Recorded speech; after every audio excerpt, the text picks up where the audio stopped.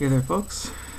Today we're going to be talking sovereignty and how our concept of sovereignty is going to have to change for this new millennium. After 2 world wars, the idea that we could get to the point where nobody invaded everybody else and the age of imperialism was truly over, that was a wonderful achievement. That meant that everyone's borders were secure. It stopped being a game of who can invade who and constantly testing each other's military strength. I mean, the Cold War wasn't pleasant, but it was cold. It was a lot better than hot war. So that was the 20th century's achievement. But it led to sovereignty absolutism, which means that inside the countries, their governments can do more or less whatever they want. This is akin to if in your town the police could patrol the streets all they want, but under no circumstances could they ever enter someone's property. This is clearly not acceptable anymore. We have reached a point in global consciousness that it is no longer sufficient to the good and caring people of the modern democratic nations of the world to sit idly by and let atrocious things happen because we don't dare set foot in someone else's sovereign nation, no matter how badly things are going there, because if we did, it would be considered invading. It would be considered an act of imperialism. The world just can't work like that anymore. We're too aware of what's going on.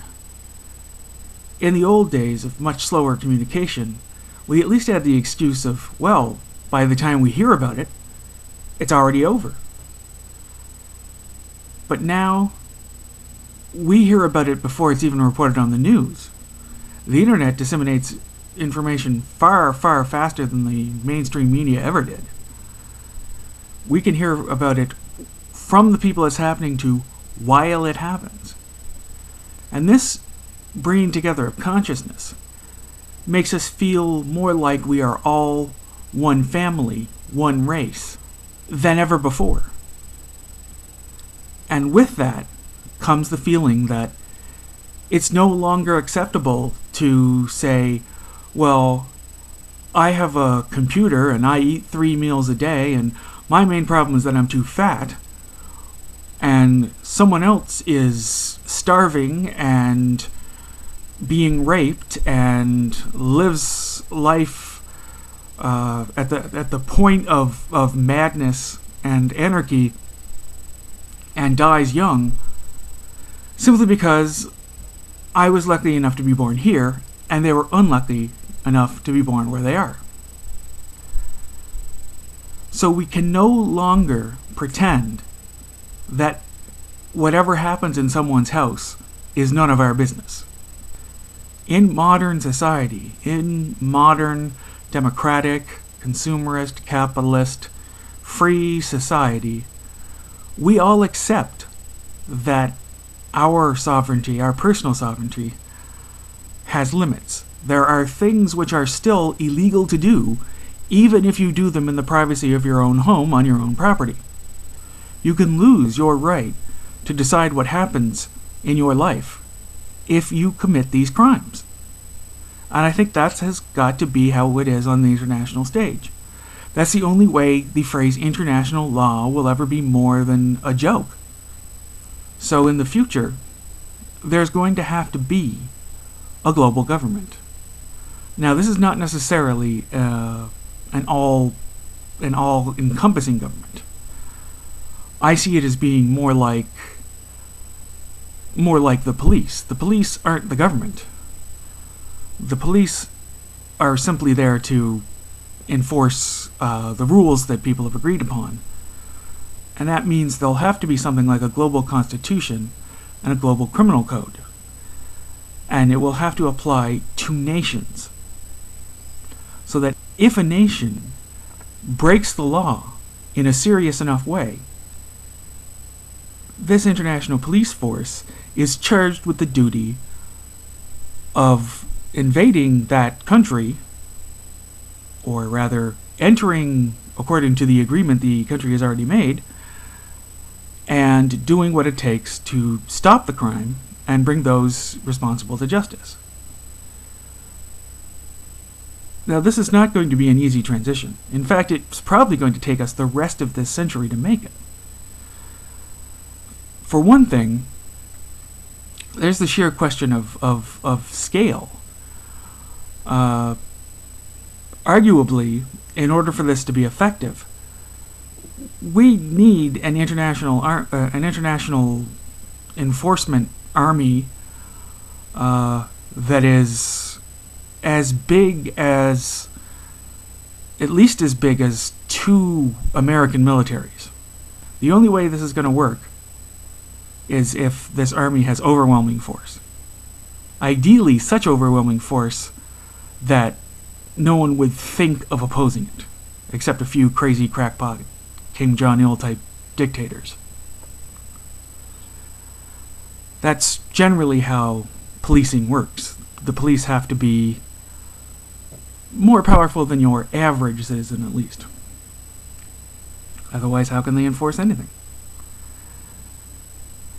Also, we're going to have to invent an entirely new kind of army. This will not simply be a big massing of the existing armed forces. The existing armed forces are not police. They're armies. They're warriors. The new army will have to be warriors, but they'll also have to be an awful lot more. They'll have to be nation builders. They'll have to be crack squads of humanitarian workers who combine the goals of a Mother Teresa with the precision and efficiency of a military organization, so that they can go into an area and smoothly and rapidly give it electricity, clean water, food supply, all the basics of life. We're also going to have to be more patient when it comes to turning nations into the sort of nation we'd like them to be. Modern, free, democratic, prosperous, good for all citizens. Because we've been far too impatient about that. We've gone pell-mell into giving them everything all at once, without thinking of the fact that we didn't get it all at once, historically.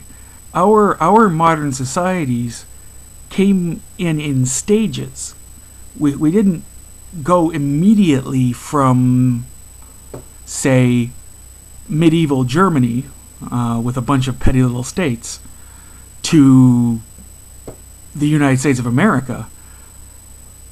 We went piece by piece, and I think that's what we're going to have to do in the future if we want to essentially be able to arrest and remove governments and replace them with the will of the people. I believe in spreading freedom and democracy. I believe in spreading the modern standard of life. I just think we have to be much more patient about it. I think that, in fact, instead of rushing into these things, I think we need to have, say, a 20-year plan, which starts with the basics, making sure that everybody has food, shelter, electricity, basic safety, stability, things like that, and ending with full democracy. One can argue that if a country has not known democracy, then the citizens are not exactly ready for it and need to be eased into it. You start with some democracy immediately, say on the municipal level, and then over time you build them up till they have a national government with a constitution and everything. That also means that we're going to have to be willing to go into a country and be there for a long time. None of this whole we will be greeted as liberators, we'll be back for Christmas dinner bullshit. We will have to accept that when this happens, we're in there for the long haul. And that this is not just a A war, it's a project. It's like the Marshall Plan. You build civilization back up. You know, you give them food, shelter, water, healthcare, law and order. Once you've got that established, then you can start worrying about the higher levels of civilization. Until you have that established, then you are building your castle on sinking sand. You cannot have democracy and capitalism without the foundation of security, stability, etc.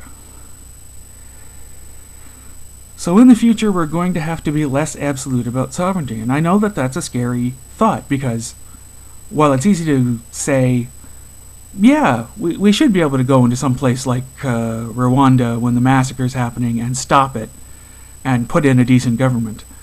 But it's another thing to say, but my government will be subject to the same rules. Someone else, an international body, deciding what we do as a nation, that's a totally different thing, right? No one likes that thought. But just imagine how hypocritical it would be if someone said, oh, no, I'm all for you taking their children because they're abusing them. I'll sign on to that because, those people over there, they're doing a terrible job. But don't even think about even looking into what happens in my house. Law doesn't work that way, and if we're going to have real international law, it has to be equally binding to everybody, and it has to be the same set of rules. None of this Security Council veto bullshit. That is no longer acceptable. In the future, we will have global law and order. We will be able to bring the modern top 2 billion standard of living to every single human being on the planet. But it will not be without some painful and difficult changes in the way we look at things and the way we do things. We can have the world that we want, but not without giving up some of what we have. Those are my thoughts for today. Non, rien de rien. Non, je ne regrette rien. Ni le bien